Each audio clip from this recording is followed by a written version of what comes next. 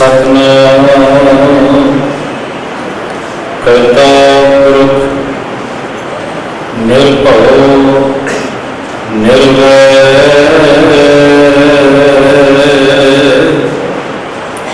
अकाल मूरत अजूनी सैभम गुर प्रसाद।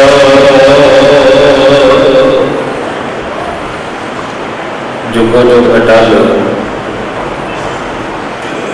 रहमतां दे साईं हाजरा हजूर गुरु ज़ाहरा ज़हूर गुरु सर्वकला भरपूर गुरु ताना धन श्री गुरु ग्रंथ साहिब सच्चे पातशाह जी की पावन पवित्र हजूरी अंदर विराजमान गुरु प्यारे गुरु सवारे सत्संगी जनों, जिस तरह की आप जी को ज्ञात है कि हर साल गुरमत का गुरबाणी सिद्धांतों का सिख इतिहास का जो बोलबाला है वो हर घर सिख धर्म के नाल संबंधित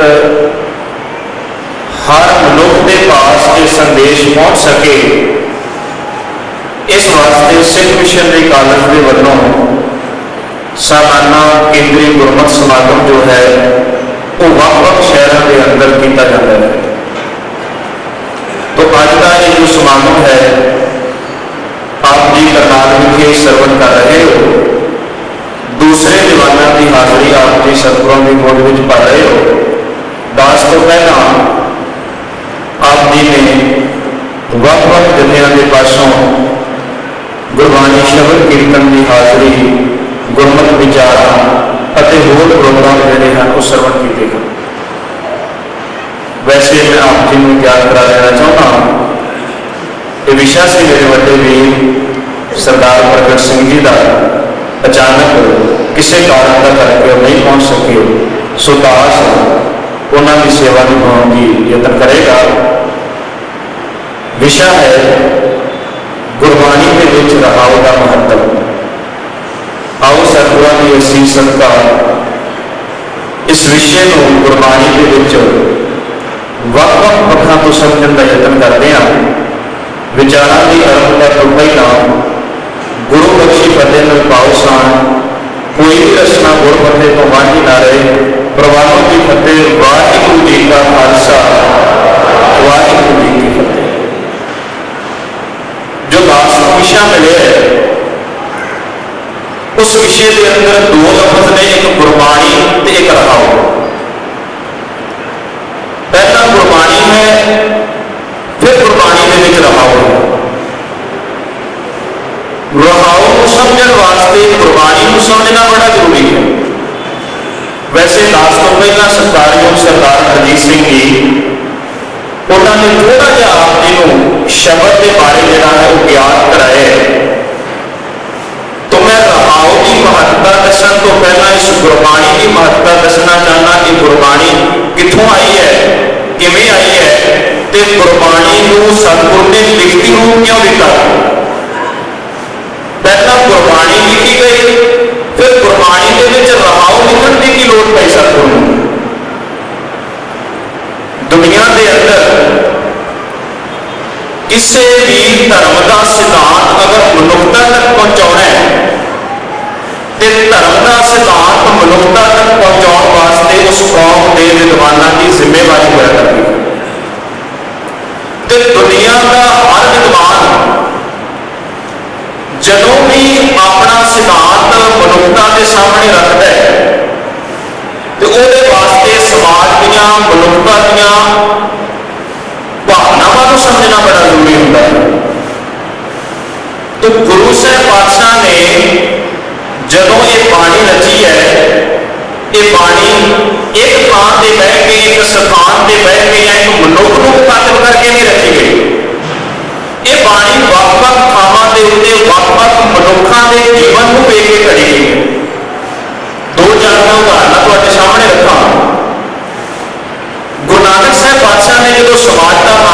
ਵੱਲ ਵੇਖਿਆ ਤੇ ਜਦੋਂ ਵੇਖਿਆ ਗੁਰੂ ਨਾਨਕ ਸਾਹਿਬ ਨੇ ਕਿ ਰਾਜ ਦੇ ਅੰਦਰ ਜਿਵੇਂ ਦਾ ਰਾਜਾ ਸਮਾਜ ਵਿੱਚ ਹੋਣਾ ਚਾਹੀਦਾ ਉਵੇਂ ਦਾ ਰਾਜਾ ਸਮਾਜ ਨੂੰ ਨਹੀਂ ਮਿਲਿਆ। ਜਦੋਂ ਸਤਿਗੁਰੂ ਪਾਤਸ਼ਾਹ ਕਿਸੇ ਰਾਜੇ ਦੇ ਜੀਵਨ ਨੂੰ ਕੱਟਦੇ ਨੇ ਜਾਂ ਉਹਦੇ ਦੁਆਰਾ ਜੋ ਕਰਮ ਕਰਿਆ ਪ੍ਰਜਾ ਦੇ ਨਾਲ ਹੋ ਰਿਹਾ ਉਸ ਵਰਤਾਓ ਨੂੰ ਕੱਟਦੇ ਨੇ ਤੇ ਆਈ ਹੋਈ ਗਿਰਾਵਟ ਨੂੰ ਵੇਖ ਕੇ ਗੁਰੂ ਨਾਨਕ ਦੀ ਰਚਨਾ ਟੁੱਟ ਨਹੀਂ ਰਹੀ। ਗੁਰੂ ਨਾਨਕ ਸਾਹਿਬ ਨੇ ਆਖਿਆ ਰਾਜੇ ਸ਼ੀ ਮੁਕੱਦਮ ਕੁੱਤੇ ਜਾਏ ਜਗਾਏ ਬੈਠੇ ਸੁੱਤੇ ਚਾਕਰ ਨਾਂਦਾ ਪਾਏ ਖਾਓ ਰਾਤ ਬਿਠ ਦਿਓ ਚੱਟ ਜਾਓ। ਹੁਣ ਕਹਿਣ ਦਾ ਭਾਵ ਇਹ ਪਾਣੀ ਕਿਵੇਂ ਆ ਗਈ? ਗੁਰੂ ਨਾਨਕ ਸਾਹਿਬ ਨੇ ਇੱਕ ਰਾਜੇ ਦੇ ਜੀਵਨ ਵਿੱਚ ਆਈ ਹੋਈ ਜੋ ਰਾਜ ਪ੍ਰਬੰਧ ਦੇ ਅੰਦਰ ਗਿਰਾਵਟ ਸੀ ਉਸ ਗਿਰਾਵਟ ਨੂੰ ਦੂਰ ਕਰਨ ਵਾਸਤੇ ਗੁਰੂ ਨਾਨਕ ਦੀ ਰਚਨਾ ਤੋਂ ਬਾਣੀ ਉਚਾਰਨ ਹੋਈ। ਤੇ ਬਾਣੀ ਕਿੱਥੋਂ ਆਈ? ਬਾਣੀ ਗੋਲ ਰਚਨਾ ਰਹੀ ਹੈ ਪਰ ਇਹ ਖਿਆਲਾਤ ਇਹ ਸੰਦੇਸ਼ ਅੰਦਰੋਂ ਨਿਰੰਕਾਰ ਨੇ ਦਿੱਤਾ। ਬਾਬਾ ਨਾਨਕ ਆਪਣੀਆਂ ਅੱਖਾਂ ਦੇ ਸਾਹਮਣੇ ਅਗਰ ਤੂੰ ਇਸ ਗਿਰਾਵਟ ਨੂੰ ਵੇਖਣਾ ਇਸ ਗਿਰਾਵਟ ਨੂੰ ਦੂਰ ਕਰ। ਗੁਰੂ ਨਾਨਕ ਸਾਹਿਬ ਪਾਤਸ਼ਾਹ ਦੁਨੀਆ ਦੇ ਅੰਦਰ ਜੋ ਮੁੱਖ ਧਾਰਮਿਕ ਆਗੂ ਸਨ ਤਿੰਨ ਧਰਮਾਂ ਦੇ ਇਸਲਾਮ ਸਨਾਤਨ ਮਤ ਅਤੇ ਯੋਗ ਮਤ ਜਦੋਂ ਗੁਰੂ ਨਾਨਕ ਸਾਹਿਬ ਪਾਤਸ਼ਾਹ ਨੇ ਉਹਨਾਂ ਧਰਮ ਦੀਆਂ ਠੇਕੇਦਾਰਾਂ ਦੇ ਦੁਆਰਾ ਜੋ ਮਨੁੱਖਤਾ ਦੇ ਨਾਲ ਜੋ ਉਹਨਾਂ ਦੇ ਅਹਿਲਕਾਰ ਸਨ ਉਹਨਾਂ ਦੇ ਨਾਲ ਹੁੰਦਾ ਵਰਤਾਓ ਨੂੰ ਵੇਖਿਆ ਤੇ ਜਦੋਂ ਗੁਰੂ ਨਾਨਕ ਸਾਹਿਬ ਪਾਤਸ਼ਾਹ ਨੇ ਉੱਥੇ ਵੀ ਗਿਰਾਵਟ ਵੇਖੀ ਉਹਨਾਂ ਦੀ ਕਮਜ਼ੋਰੀ ਨੂੰ ਪਕੜਿਆ ਫਿਰ ਗੁਰੂ ਨਾਨਕ ਸਾਹਿਬ ਪਾਤਸ਼ਾਹ ਨੇ ਬੋਲ ਉਚਾਰੇ ਕਾਦੀ ਕੂੜ ਬੋਲ ਮਨ ਪਾਏ ਬ੍ਰਾਹਮਣ ਨਾਵੇ ਜੀਆਂ ਪਾਏ ਜੋਗੀ ਜੁਗਤ ਨਾ ਜਾਣੈ ਅੰਧ ਤੀਨੇ ਉਜਾੜੇ ਦਾ ਵਰ। ਗੁਰੂ ਨਾਨਕ ਸਾਹਿਬ ਪਾਤਸ਼ਾਹ ਨੇ ਤਿੰਨਾਂ ਨੂੰ ਆਨੰਦ ਪਾਈ ਕਿ ਤਿੰਨੇ ਹੀ ਆਪਣੇ ਫਰਜ਼ਾਂ ਨੂੰ ਭੁਲਾ ਚੁੱਕੇ ਨੇ। ਪਰ ਇੱਕ ਗੱਲ ਗੁਰੂ ਨਾਨਕ ਸਾਹਿਬ ਨੇ ਬਾਣੀ ਆਪਣੇ ਮੁਖ ਤੋਂ ਉਚਾਰ ਦਿੱਤੀ ਫਿਰ ਇਸ ਬਾਣੀ ਨੂੰ ਲਿਖਤੀ ਰੂਪ ਕਿਉਂ ਦਿੱਤਾ? ਯਾਦ ਰੱਖਣਾ ਦੁਨੀਆ ਦੇ ਹੁਣ ਮੈਂ ਇਸ ਲੈਕਚਰ ਨੂੰ ਕਰ ਰਿਹਾ ਤੁਹਾਡੇ ਸਾਹਮਣੇ ਅਗਰ ਮੈਂ ਇਹ ਲੈਕਚਰ ਬੋਲ ਕੇ ਚਲਾ ਜਾਵਾਂਗਾ ਇੱਕ ਬੜੀ ਵਧੀਆ ਗੱਲ ਹੈ ਇਸ ਸੰਸਥਾ ਦੀ ਕਿ ਜਦੋਂ ਵੀ ਗੁਰੂ ਘਰ ਦੇ ਅੰਦਰ ਗੁਰੂ ਦੀ ਹਜ਼ੂਰੀ ਵਿੱਚ ਕੋਈ ਹਾਜ਼ਰੀ ਵਰਤਾਉਂਦਾ ਤੇ ਆਪ ਜੀ ਨੂੰ ਬਾਹਰ ਬਿਲਕੁਲ ਰਿਸੈਪਸ਼ਨ ਤੇ ਡਾਇਰੀਆਂ ਤੇ ਪੈਨ ਜਿਹੜੇ ਨੇ ਉਹ ਦਿੱਤੇ ਜਾਂਦੇ ਨੇ। ਉਹਨਾਂ ਦਾ ਕੇਵਲ ਹੱਥ ਵਿੱਚ ਪਕੜਨ ਵਾਸਤੇ ਨਹੀਂ ਜਾਂ ਪੈਨ ਜੇਬ ਵਿੱਚ ਪਾਉਣ ਵਾਸਤੇ ਨਹੀਂ ਹੈ ਜਾਂ ਪੈਨਾਂ ਦੀ ਗਿਣਤੀ ਜਿਹੜੀ ਹੈ ਉਹ ਆਪਣੇ ਕੋਲ ਡਾਇਰੀਆਂ ਦੀ ਗਿਣਤੀ ਨਹੀਂ ਬਣਾਉਣੀ।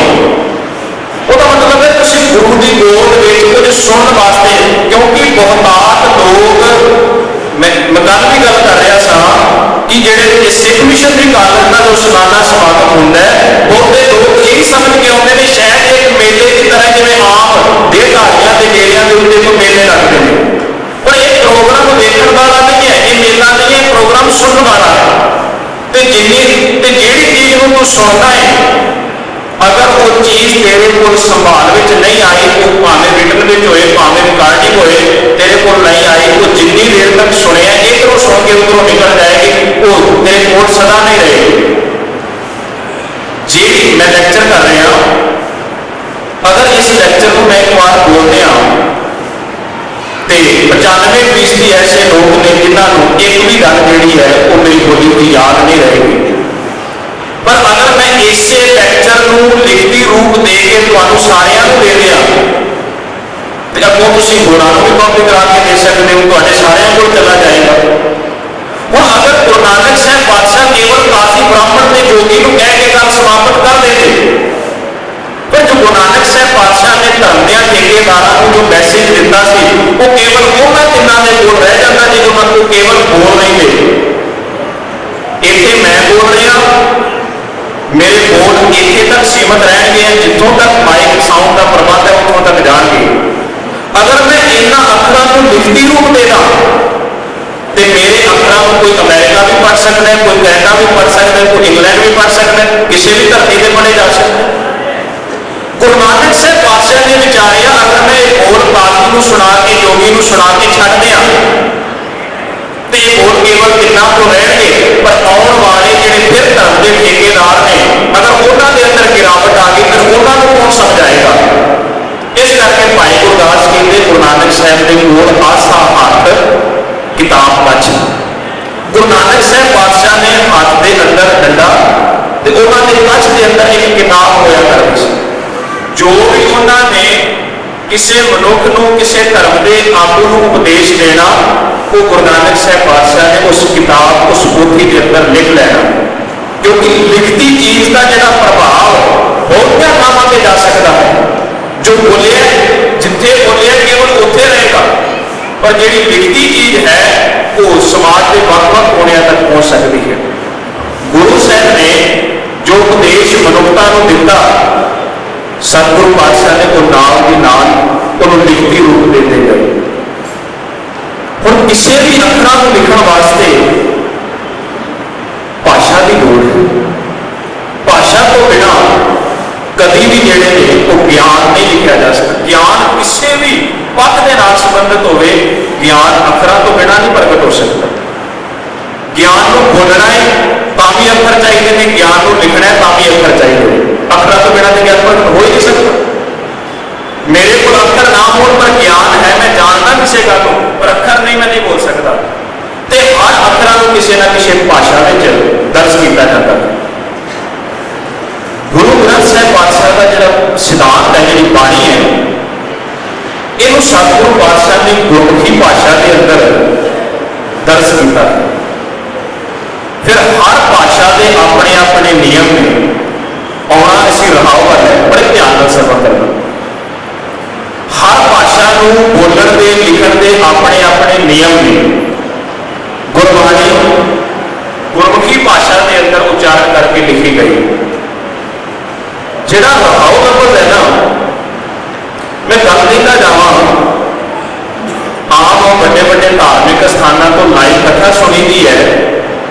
जिस समय उच्चारण करने वाले सिंह पंक्ति का किसी पद का उच्चारण करते हैं, तो जो रहाओ लफ्ज़ आता है वो रहाओ का उच्चारण करते हैं। उसकी विचार दसन वाले केवल इन्ना कह के चले जाते हैं, वो बोलते हैं रहाओ, तो विचार करने वाला कहता है ठहरो।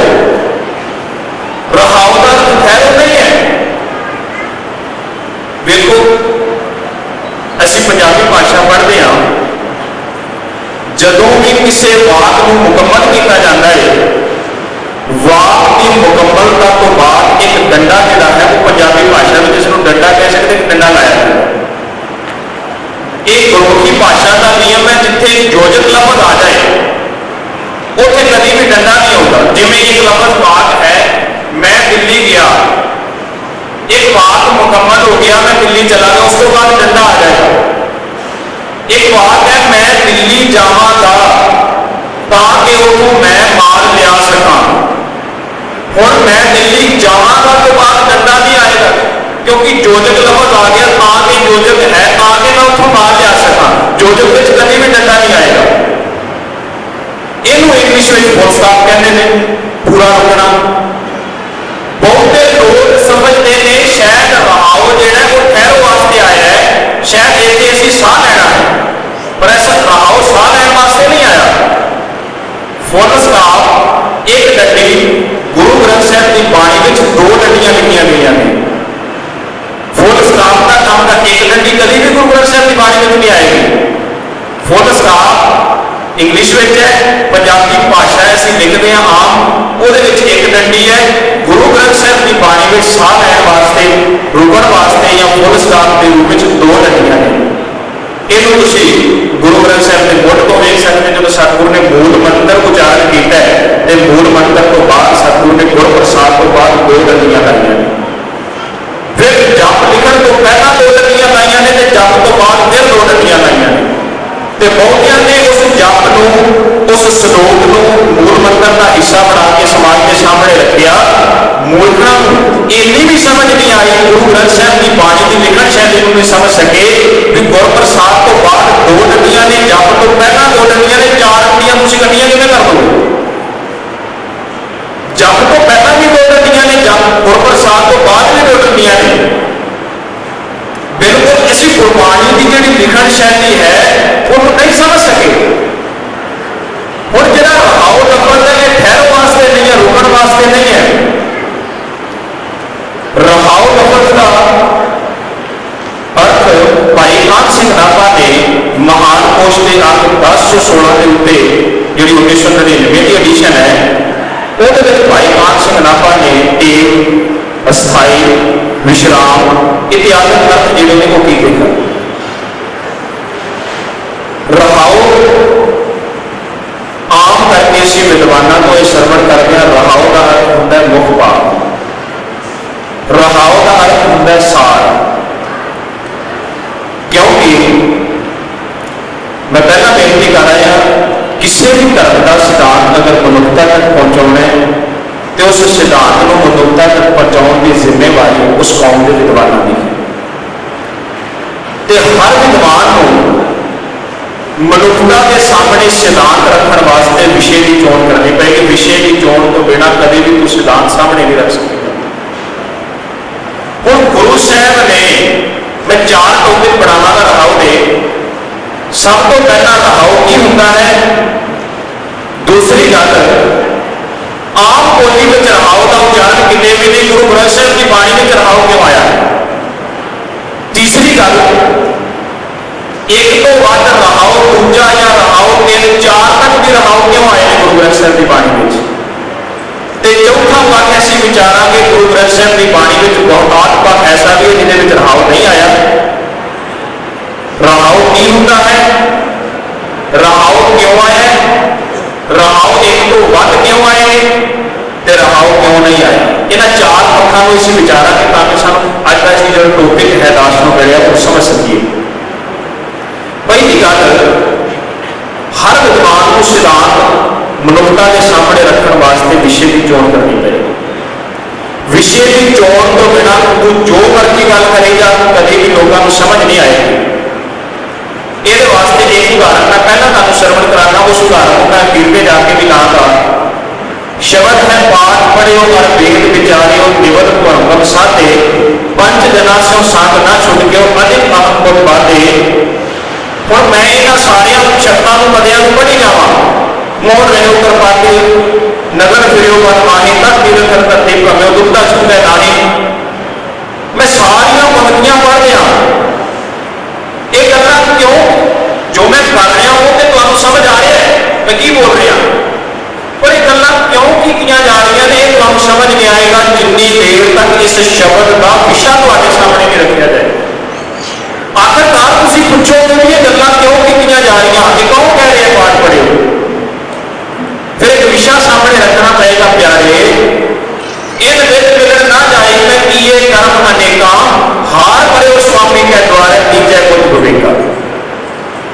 विषय सामने की आया, विवेक बुद्ध की प्राप्ति करनी है। ये जिन्ने भी सारे कर्म किए इन्हां कर्मां दे नाल विवेक बुद्ध की प्राप्ति नहीं सी हो रही। हुण समझ आ गई, रहाओ ने यह दस दिता कि इन्हां कर्मां दे नाल विवेक बुद्ध की प्राप्ति नहीं सी हो रही। फिर समझ आई कि हाँ विवेक बुद्ध वास्ते, विवेक की प्राप्ति वास्ते की करना पड़ेगा। पहली गल, विद्वान को विषय की चोण करनी चाहिए है। मैं इस तरह कह सकता रहाओ जिहड़ा है ना, इस गुरु साहब ने एक विषय की चोण की है। गुरु ग्रंथ साहब की बाणी में टोटल 2682 बार रहाओ शब्द जिहड़ा है वो आया है। तकरीबन 25 शब्द गुरु ग्रंथ साहब की बाणी में ऐसे ने जिन्हों में रहाओ 2 बार आया है, जिन्होंने असीं रहाओ दूजा कह सकते हैं। 2657 शब्द ऐसे ने जिन्हों में रहाओ जिहड़ा है वो दूजा। मैं ये भी दसा क्योंकि 2 रहाओ भी आए हैं तो 4 रहाओ भी आए। 2 नाल ते 4 रहाओ का बड़ा फर्क है। 2 रहाओ कितने आते हैं तो 4 रहाओ कितने आते हैं। 2682 बार टोटल गुरु ग्रंथ साहब की बाणी में रहाओ लफज आया। 3 बार रहाओ लफज जिहड़ा वो वर्त के तौर पर, क्रिया के तौर पर गुरु ग्रंथ साहब की बाणी में वरतिया गया। जिस रहाओ की अज असीं विचार कर रहे हैं, ये रहाओ वर्त नहीं है, ये रहाओ नाउन है। रहाओ का अर्थ रहना गुरु ग्रंथ साहब की बाणी में भी बड़ी बार आया है। वो रहाओ का अर्थ है रहना, रहना एक क्रिया है, रहना एक वर्त है। पर यह रहाओ जिहड़ा असीं विचार रहे हैं, ये रहाओ नाउन है। 2682 बार नाउन है तो 3 बार गुरु ग्रंथ साहब की बाणी में रहाओ जिहड़ा है वो क्रिया के तौर पर रहने वास्ते, फर्स्ट परसन वास्ते भी आया है मैं रहा, तो किते किते सैकेंड परसन को भी आख्या गया भी तू सच दे विच टिकिया रहे। श्री गुरु ग्रंथ साहिब की बाणी विचों विचारन का यत्न करते हैं। रहाओ का मतलब की है? रहाओ का आखिरी अर्थ है सार। दो लफ्ज ने किसी विषय को मुकम्मल करने वास्ते सार ते उस सार का विस्तार करना बहुत जरूरी है। बहुत विद्वान ऐसे ने जिहड़े गुरमत विचार कर लगे रहाओ अनमिट करके उस रहाओ के सार में दिते हुए विस्तार दी जिहड़ियां उदाहरणों ने तो अपने विषय की चोन बना दो। कभी भी रहाओ की पंक्ति को छड्ड के उस रहाओ के विस्तार में आईयां जिहड़ियां उदाहरणों ने उन्होंने तो अपने विषय की चोन नहीं बना सकता। यह बिल्कुल गुरमत को विपरीत होएगा। अगर तू किसी उदाहरण को अपने विषय की चोन बनाना तेरे विपरीत हो जाएगा गुरमत को। अगर मुकम्मल किसी विषय को तू समाज के सामने रखना चाहता है तो रहाओ को बिना रखने का यत्न करना, क्योंकि रहाओ सार है। बाकी पदे विस्तार के सार को रखिया नहीं, विस्तार का विषय बनाए एक अधिक विषय मुकम्मल नहीं होएगा। ते सार को मनुष्यता के सामने रखने वास्ते विस्तार रूप में दित्तियां हुई उदाहरणों को ना लेना ये भी गलत हो जाएगा। भाई साहब जी विचार करके गए थे, अगर वो केवल रहाओ का पद तुहाडे नाल साझा कर जाते, विस्तार में आईयां जिहड़ियां उदाहरणों ने वो ना समझाते, वो ना विचारते, शायद तुहानूं उन्हां दा विषय समझ ना आउंदा। रहाओ सार है, बाकी दे पदे विस्तार ने, वो सार का विस्तार करके और मैं 6-7 उदाहरण जिहड़ियां जो गुरु ग्रंथ साहिब की बाणी विचों देणीआं ने।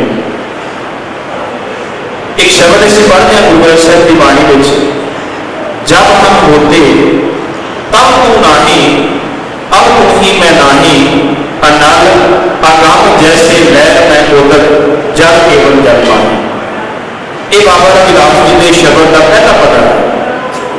रहाओ का पद है, मान दे क्या कहिए भ्रम ऐसा, जैसा मानिए होए ना तैसा।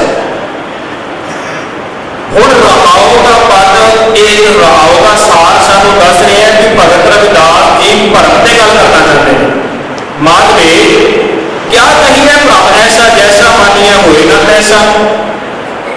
हुण सार के अंदर, क्योंकि सार के नाल लगियां उदाहरणा सार प्लस विस्तार लेना पड़ेगा। भगत रविदास जी भरम से गल करना चाहते हैं, फिर इस सार को अगे समझण वाले लोगों के उत्ते डिपेंड करता है कि वो मेरे सार को किन्ने को इस सार के नाल समझते हैं। जिहड़ा मैं सार, जिहड़ा मैं विषय तुहाडे नाल रखिया है, इस विषय को अगर सियाणे लोग ने, पढ़े लिखे लोग ने, उन्होंने मैं 5 मिनट में भी सरवण करा सकता। चलो एक समय की बंदिश है जो मैं कर रहा, अगर समय की बंदिश ना हो तो लोगों के समझण के उत्ते डिपेंड करता है वो मेरे सार को किन्ने विस्तार के नाल समझ। मैं अपने सार को 10 मिनट का विस्तार देना, अद्धे घंटे का घंटा भी लग सकता है। कई बार लोग कहते हैं भाई साहब की गल समझ नहीं आई, दोबारा समझाओ। एक लोगों से भी डिपेंड करता है। गुरु साहब ने रहाओ का पद कित्थे आया है, रहाओ के सार को कई बार 2 पदियां का भी विस्तार दिता है। लोगों का मेंटल सिस्टम देखना है ना, वो किन्नी देर किन्नी गल किन्ने समय में पकड़ते। किते किते गुरु साहब ने 4-4 पदियां में भी रहाओ के सार को विस्तार दिता है, किते किते 8 पदियां में भी विस्तार दिता है, किते किते गुरु साहब ने सुखमनी साहब की बाणी हो गई, इस तरह की बेअंत बाणियां ने, वो अवतार बाणी है, सिद्ध गोष्ठ बाणी है। और सिद्धां दे नाल गोष्ठी हुई है, रहाओ का पद उहदे विच भी आया है। पर एक गोष्ठी हो रही है कि गुरु नानक साहब पातशाह अगर 2 दिन सवाल करके उठ जाते हैं तो सिद्ध कह के बाबा नानक तू हार गया, साडे नाल विचार नहीं कर सके। गुरु नानक साहब पातशाह ने सार रहाओ का दिता है, और वो वास्ते सिद्धां नाल जिन्नियां भी विचार हुई वो रहाओ विच नहीं है, वो सारी सिद्ध गोष्ठ का विस्तार करना पड़ेगा। मेरे कहने का भाव है रहाओ वाले शब्द 2 पदियां वाले भी होते हैं, 4 पदियां वाले भी होते हैं, 8 पदियां वाले भी होते हैं, तो सुखमनी साहब की बाणी 33 चौथी अंग की भी होती है। सतगुरु पातशाह जी जो इस बाबा रविदास जी का शब्द असीं लिया है, असीं नूं विचारते हाँ। बाबा रविदास जी भरम की गल कर रहे हैं रहाओ के बारे में। हुण इस शब्द के 4 पदे ने ते 4 पदियां विच जिहड़ियां उदाहरणां आईयां ने उन्हां नूं कोई अपना वखरा विशा ना बनाए। वो 4 उदाहरणां बाबा रविदास जी के इस सार दी परिक्रमा कर रही हैं। जब हम होते तब तो नाही, अब तू ही मैं नाही, आनंद अगम जैसे लहर में उदक जल केवल जन्मानी। बाबा रविदास जी के परमात्मा जदों तक असीं मैं मेरे अंदर आउंदा है उदों तक तू नहीं हो सकता, जदों तू है फिर उदों मैं नहीं हो सकती। तू तो मैं कभी इकट्ठे नहीं होते, खुद के खुदा कभी इकट्ठे नहीं हो सकते। ਜਾਂ खुदा या खुदा है, जे खुदा है तो फिर खुद नहीं है। हुण अगली जिहड़ी पंक्ति है, आनंद अगम जैसे लहर में उदक। परमात्मा तेरा ते मेरा इस तरह का परम है कि मैं तो तू लहर के सागर ही सा। समुद्र लहर तो वक्री नहीं है, लहर की उपज समुद्र के विचों है। जे सागर ना होता तो लहर भी ना होती। लहर सिर्फ ओनी देर तक लहर है जदों तक सागर के विच मिली नहीं। जदों सागर में मिल गई है फिर उनको लहर नहीं आखेगा। परमात्मा मेरा परम सी, मैं है कि लहर सा, पर मैं अपने आप को एक वक्री नदी या वखरा सागर मान बैठा। एक ही सी मेरा परम। उदाहरण हो गई ना परम के नाम। ये मेरा परम सी। नरपत एक सिंहासन सोया सुपने पया भिखारी छत बात विचरों तुम पाया सोवत पई तुम्हारे। है सी राजा सुपना आया कि भिखारी बन गया परम। रस्ते में रस्सी ते लगा सप मैं रुक गया, मंजिल का सफर नहीं तय कर सकिया। जब राज सी सप ते मैं रस्सी समझ के टप्पण का यत्न किया, डलिया कि मौत हो गई। परम अखीर में जाके मैं उस परम की व्याख्या उपदेश रखना की। परमात्मा तू एक सारे अनेकों के विच व्यापक है तो मेरे हाथ तो भी नेड़े। हुण मेरे कहने का भाव है जेड़ा रहाओ सार बाबा रविदास जी रहाओ वाली पंक्ति में रख रहे हैं, वो रहाओ कभी भी अपने विषय को बाहर जाके गल नहीं करके। बाकी 4 पदियां में भरम की गल करके ਵੱਖ-ਵੱਖ एंगलों तो भरम को विचार के भरम को खोल के समाज के सामने एक शब्द सतगुरु की बाणी में मन रे कौन कुमत तै नीति पर तारा नित्या रस रचियो राम पलक रह के नी। हुण ये रहाओ की पंक्ति मन को संबोधन है ते बाकी के जिहड़े 3-4 पदे ने जो कभी रब को संबोधित नहीं हो सकते या किसी होर विषय को नहीं आ सकते। वो 4 के 4 भी मन को संबोधित, क्योंकि सार का विस्तार है बाकी 4 पदे ते सार है रहाओ। हम तुम बाकी सारा शब्द पढ़ तो मोगत पंथ जानियो तै नानक धन जोर को धाया अनसंताओं ने कीना बिरखा पता ये किनों कह रहे मन को मन रहे कौन को मन तै नहीं। मेरे कहने का भाव है जिस विषय के नाल संबंधित रहाओ सार आया है, बाकी के 4 पदे भी उस सार का विस्तार कर दो। एक मन को संबोधन हो गया, एक परम ते तीसरा शब्द उदाहरण दे के मैं रहाओ दूजे की व्याख्या करा। दूजा क्या होता है? एक शब्द इसे लेने रब को संबोधन रहाओ वाला शब्द है मानो हम ऐसे तू ऐसा। और मानो एक आवाज है किसी को मारनी, संबोधन है। रब को आवाज मारी सतगुरु पातशाह ने, गुरु अर्जन साहिब पातशाह ने परमात्मा माया के पति ऐसी इस तरह दिया ते तू इस तरह का। ਹੁਣ ਤੁਹਾਡੇ ਵਿੱਚੋਂ ਪੁੱਛ ਸਕਦੇ ਤੁਸੀਂ ਗੁਰੂ ਅਰਜਨ ਸਾਹਿਬ ਦੇ ਬਚਨ ਉਚਾਰਨ ਮੈਂ ਰਹਾਓ ਕੱਲਾ ਕਰਕੇ ਛੱਡ ਜਾਵਾਂ ਮਾਨੋ ਹਮ ਐਸੇ ਤੂੰ ਐਸਾ। ਤੇ ਆਖਰ ਸੁਣਨ ਵਾਲਾ ਪੁੱਛੇਗਾ ਕਿ ਕਿਵੇਂ ਦਾ। ਗੁਰੂ ਅਰਜਨ ਸਾਹਿਬ ਕੀ ਕਹਿੰਦੇ ਨੇ ਪਰਮਾਤਮਾ ਨੂੰ, ਮੈਂ ਕਿਵੇਂ ਦਾ ਤੇ ਤੂੰ ਕਿਵੇਂ ਦਾ। ऐसे ऐसा तो कोई लफज नहीं। अगर जिथे भी गुरु ग्रंथ साहिब की बाणी में ऐसा लफज आ जाएगा ਉਹਦੇ ਨਾਲ एक लफज जरूर प्रगट होएगा, वो कैसा। ऐसा कभी भी कैसा तो बिना भी बोले जा सकता। ऐसा सुनने वाला कहेगा कैसा, फिर तेन कहना पड़ेगा उदाहरण दे के समझाना पड़ेगा ऐसा। कला ऐसा नाल गल नहीं पड़ेगी, ऐसा उदाहरण दे के समझाई फिर पड़ेगी गल ऐसा। दसो गुरु अर्जन साहिब पातशाह कि तुसी किवें दे ते रब किवें दा। हम पापी तुम पाप खंडन, हम ऐसे हम पापी हम ऐसे तू ऐसा, तुम पाप खंडन तू इस तरह है। निको नक उपदेश परमात्मा तो बड़ा सियाना है, बड़ा सोहना है, बड़ा चंगा है। और रहाओ की भक्ति रब को संबोधन है कि बाकी ने जो चार पद ने वो रब को संबोधन नहीं, और मन को संबोधन नहीं जान के बाकी के चार, क्योंकि रहाओ रब को संबोधन हो रहे हैं मान लो। फिर बाकी के चार पद तुम पढ़ लो, हम मैं तुम तो ही किसी को आख्या जा सकते जो सारे सामने विराजमान है ਉਹਨੂੰ कह सकते ना तू या तुम कह सकते हैं। ਜਿਹੜਾ ਸਾਡੇ ਸਾਹਮਣੇ नहीं है ਉਹਦੇ वास्ते लफज जो थर्ड परसन हो गया ਉਹਦੇ वास्ते लफज वरतांगे ओ, तुम हमेशा सामने बैठने वास्ते आता है। रहाओ रब को संबोधन है। बाकी के चार पद मैं तुहानू सुना देना, वो चारे पद जिहड़े ने वो रब को संबोधन है, मानो माया परमात्मा को संबोधन ने। हम ऐसे तू ऐसा, हम मैंने तू उदल करके, हम निर्गुण तू दाता तू संबोधन है।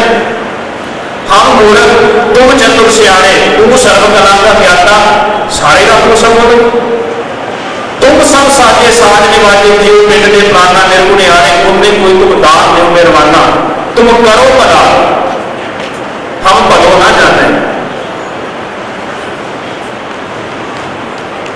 कहने का भाव जिहड़ा है सतगुरु पातशाह ने सारा संबोधन शब्द जिहड़ा है वो परमेश्वर परमात्मा को संबोधन किया है। समय की तकरीबन समाप्ति हो चुकी है। मैं सिर्फ 1-2 मिनट के अंदर जी बाकी का मैं विषय के बाद रखे सब को कह के खिमा मंग लेनी। गुरु ग्रंथ साहब की बारे राती आनंदपुर साहब के जो मेरे वीर ने उन्होंने विचार की सी, मैं उस शब्द को भी अपनी पकड़ में लिया सी। उन्होंने भी 2 शब्द विचारे सन कि किस विधि के नाल सागर कराया जाए। गुरु ग्रंथ साहब की बाणी में रहाओ 2 उत्ते होते हैं जिथे सवाल के जवाब हो, जिथे भी सवाल जवाब होंगे वो पहले पड़ाव की गल होएगी, एक सिक्ख्यात्मक गल होएगी। क्योंकि सवाल पहले पड़ाव में उठते हैं, दूजे पड़ाव तू बाबियां दी कथा कहानियां करया कर। जिहड़ा अज्ञानी है जिन्होंने ज्ञान नहीं समझ के वो कहता क्यों करा, उत्थे सवाल खड़ा हो। फिर उस सवाल ने इन्हां दे बड़े शब्द ने गुरु ग्रंथ साहिब की बाणी में, भावें वो बिन तेल दीवा क्यों जले, बिना तेल तो दीवा क्यों जल जाए। फिर गुरु साहब ने उदाहरण दित्तियां, तेल केड़ा पाउणा है, बत्ती केड़ी लाउणी है। फिर अखीर ते जाके लिखिया ये तेल दीवा क्यों जले। पहला रहाओ सवाल सी किवें जले। इस तरह के बड़े शब्द ने। किन विच कुशल होत मेरे भाई, किवें मेरे जीवन में आनंद आ जाए, कुशलता आ जाए। फिर नाल उदाहरण दित्तियां कि अखीर ते जाके सतगुरु पातशाह ने ऐन दिता इन विच कुशल होत मेरे भाई। कहने का भाव सी पहला रहाओ सवाल ते दूजा रहाओ जिहड़ा है वो जवाब है। प्यारे इन विच मिलन ना चाहिए कि ये कर्म अनेका, अखीर ते जाके तेरो सेवक ए रंग माता भयो कृपाल तीर को भंजन, हर हर कीर्तन कीर्तन के नन्हे मुशियारी कीर्तन विच इस रंग में मतिया गया। इस तरह का शब्द जो भाई साहब ने किन विच सागर करिए, किस विधि नाल सागर करिया जाए तो अखीर ते सी इन विच सागर करिए जीवतियां हो करिए।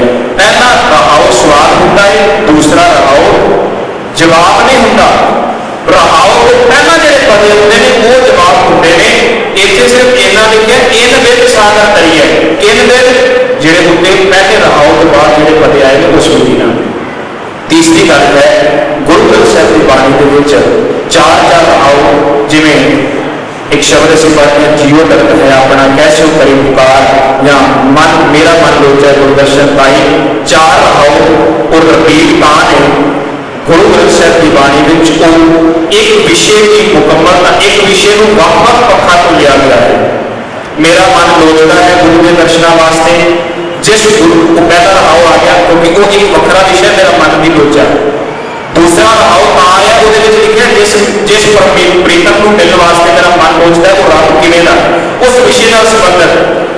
दूसरा रहाओ वखरा विषय पर उस पथ के नाल संबंधित है। तीसरा रहाओ आ गया जिस परमात्मा को मेरा मन लोचता है मैं उन्हें किवें मिला, वखरा विषय हो गया। किवें मिला वखरा विषय, किन्नू मिलना वो वखरा विषय, पर विषय के नाल संबंधित है। तो जो मैं उस प्रीतम के नाल मिल गया जिन्हों मैं मिलना चाहता सा। फिर एक रहाओ एक विषय एको विषय के अंदर जो वक्-वक् पथ पेश किए जाते हैं उत्थे एक तो वध रहाओ होंदे ने। गुरु ग्रंथ साहिब की बाणी में जिन्ना भी शब्दां बाणियां दे विच एक तो वध विषय होंदे ने उन्हां विच रहाओ नहीं होंदा। उहदे विच जप बाणी है, उहदे विच ऐसियां होर आनंद साहब की बाणी है, जप बाणी ऐसी है जिहदे वख-वख विषय जिहड़े ने वो गुरु साहिबान ने लए ने। वो हुक्म का विषय है, कर्म कांडा का विषय है, परमेश्वर परमात्मा के ज्ञान का, उस नाम का विषय है। जिस बाणी में वख-वख विषय आते हैं, जिवें वारां ने वार, पौड़ी ते श्लोकां का गुरु साहब ने बाद में सुमेल किया है। वाह पौड़ी इस तरह जिवें मान लो किसी बच्चे को दवाई खवानी है, तो श्लोक इस तरह के जिवें परहेज रखना एक सुचेत रहना, दवाई खाना मुख विषय है। जिथे भी गुरु ग्रंथ साहब की बाणी में दो विषय आ जाएंगे या एक तो वध विषय होंगे, उत्थे रहाओ नहीं होता। सतगुरु पातशाह देना शीश गुरु ग्रंथ साहब पातशाह की बाणी को समझने वास्ते जो लिखण शैली, जो गुरु साहब की गुरबाणी के अंदर ये महान विशेषतावां पाईयां ने, उन्होंने असीं अपनी पकड़ में लिया सकीए। होइयां भुलां दी दास गुरु पासों आप सब संगत पासों खिमा दा जाचक, प्रवादां दी फतेह।